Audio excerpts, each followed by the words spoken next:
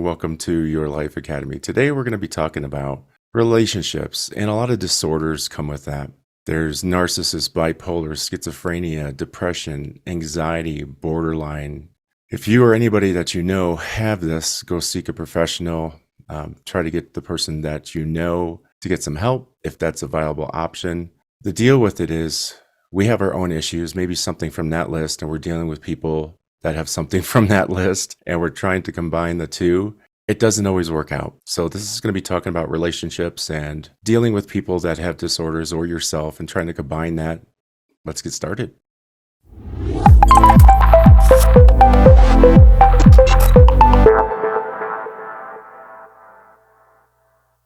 As I often say, we are a bag of chemicals. We wake up every morning either tired or ready to go, but our chemicals have changed within the last 24 hours. It's very hard to keep the exact same chemicals going on when we're feeding ourselves different food, either unhealthy or healthy, depending on your diet. And then we go out in the world with our career, our relationships, whether they be romantic or friends or family, and we try to combine our relationship with ourselves with relationships of other people. It's an interesting mix. We're complex to start with, and then once we enter into the realm of disorders, it just complicates things dramatically.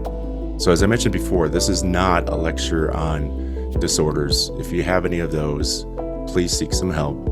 This is just talking about relationships that we have within ourselves or working with people that have some type of disorder. And you're going to find depression to be one of those top ones. We're talking about this time of year, and this is winter time. A lot of people get the blues. They get seasonal disorders, especially depression, and that's difficult to overcome. Some of the tips that you could do with depression is keep moving.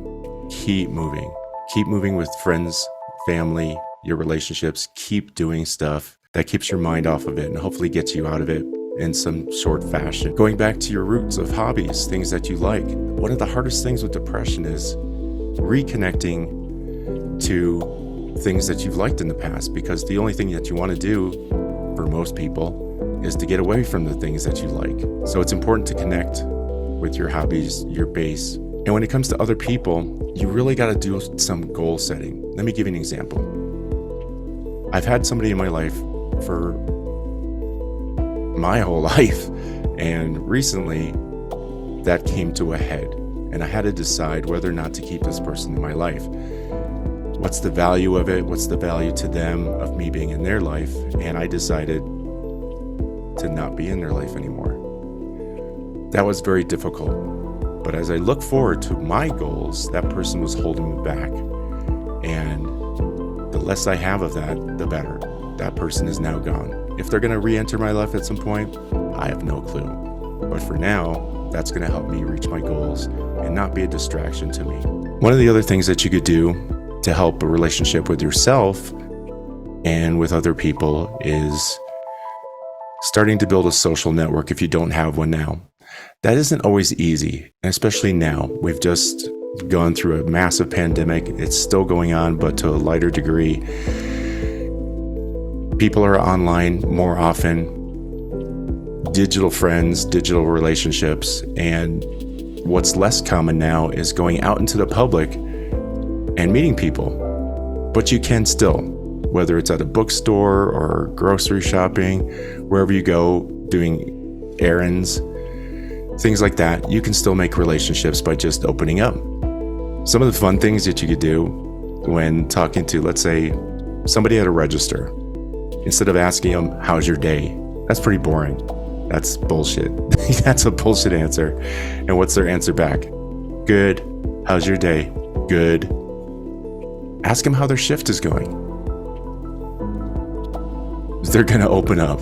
And the other question is, best job ever? And then when I ask that, it's kind of fun. I like to look at people's faces and see what the reactions are. A lot of times it's, I know that they're not really happy. They're just taking that job to support themselves, their family. It's kind of fun. But do those kinds of things. Make things a little bit different. Look at things a little bit in a different fashion. Ask people different questions. Don't go with the same type of questions to build your network up. Ask different questions. You'll see how people light up, really light up to tell you the truth and pierce through that normal bullshit that we interact with people. You don't have to, but here's some tips about building your social network. Another great way is, and this is on the digital side, is join Meetup. Meetup is everywhere in the United States. It's really pretty amazing. If you want to start learning crochet, you can go to a local club and learn crocheting. If you're single, there's singles nights. Like there's one near me that does games, board games. And some of those are really old and there's a lot of new ones. And you just jump in the table with somebody. There's dancing, there's writing clubs. There's, oh my God, there's so many out there. So meetup.com, I fully endorse to jump on there and try to meet some friends.